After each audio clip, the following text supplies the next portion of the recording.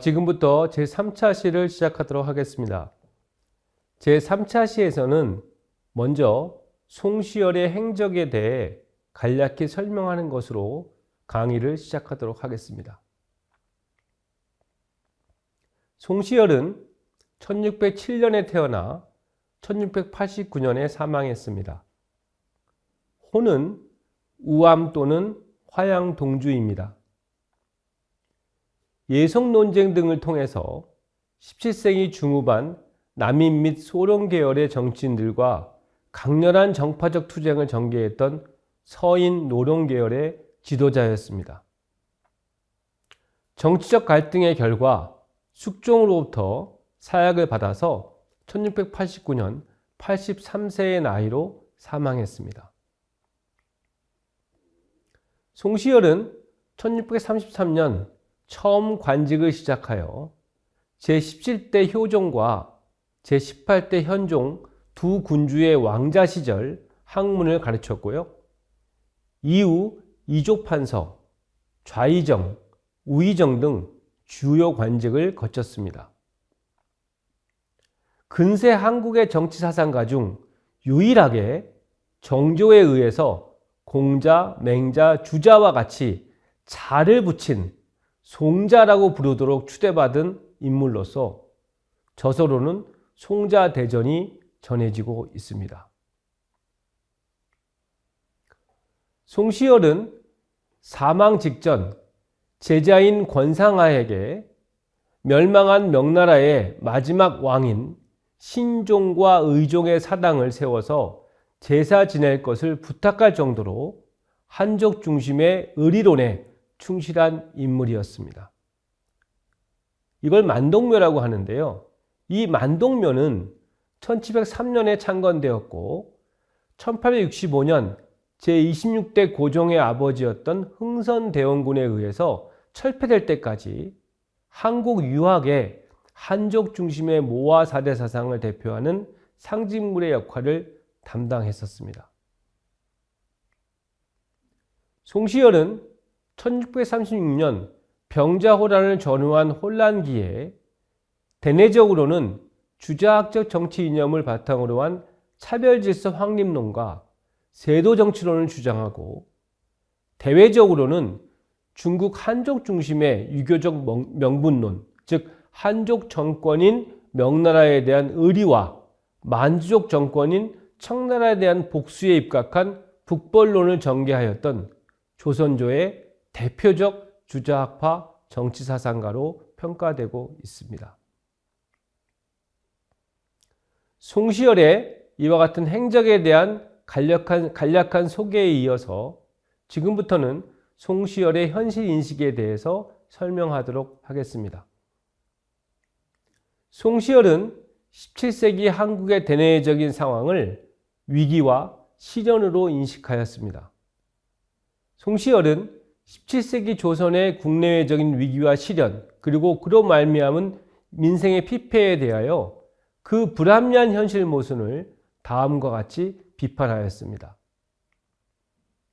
구체적으로 그는 오늘날의 국사는 폐단이 없는 것이 하나도 없고 민생의 원망과 고통은 오늘날보다 더 심한 적은 없다라고 하면서 과중한 세금 및 부역, 군역 등에 대한 제도적 개혁의 필요성을 강하게 역설하였습니다.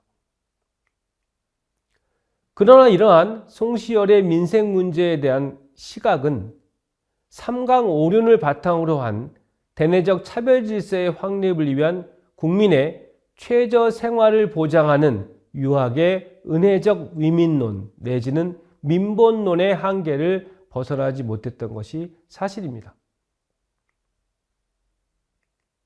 왜냐하면 그가 정치의 본질에 있어서 차별윤리의 강화에 제1차적인 비중을 두었기 때문입니다.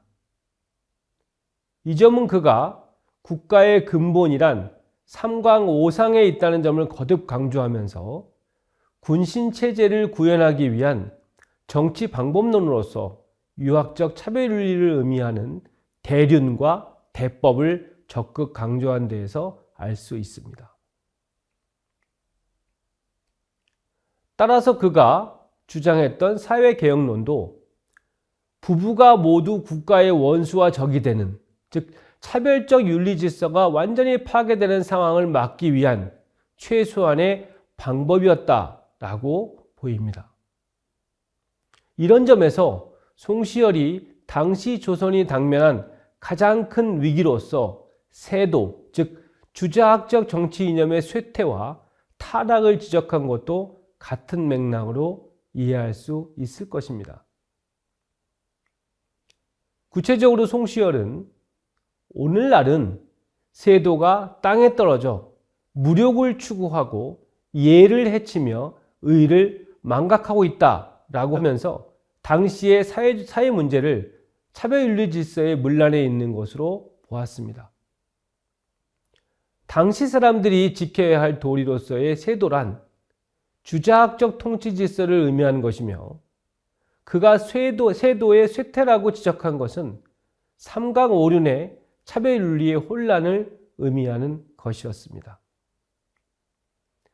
송시열은 이러한 차별적 윤리 질서의 혼란으로 인한 국력의 약화, 인욕 추구의 만연, 사회 기강의 해이, 중간관리 계층의 부패와 수탈, 그리고 각종 폭력의 난무 등이 송나라 말기, 중국 송나라 말기의 주자 생존기의 상황과 매우 유사하다는 점을 강조함으로써 주자학적 통치 이념이 올바로 구현되지 못하고 있는 현실을 지적했던 것입니다. 아울러 송시열은 국가적 수치와 국력의 약화를 가져온 청나라의 중국 지배와 또 이에 대한 조선의 대응 문제를 부자지위 그리고 군신지위로 대표되는 모화 사대의 국제 질서를 확립하는 데 있는 것으로 보았습니다.